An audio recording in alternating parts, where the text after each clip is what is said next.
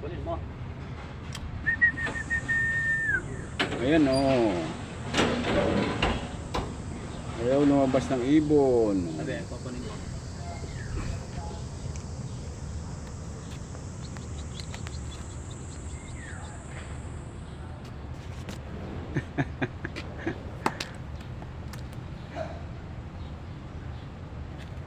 Ano yan?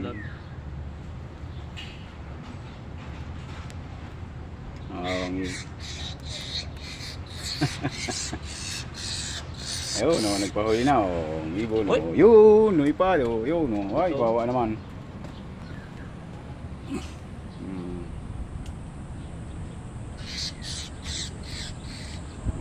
Ibon, oh, ibong maya. Hindi siya makalipa dahil, oh, kulang pa sa kanyang bagwis, so, iniwan ng ina. Sumama sa iba. Oh. Bawa namang ibon na wala nang inahin. Bitawan natin, kawawaan mo. Dito lang yan, baka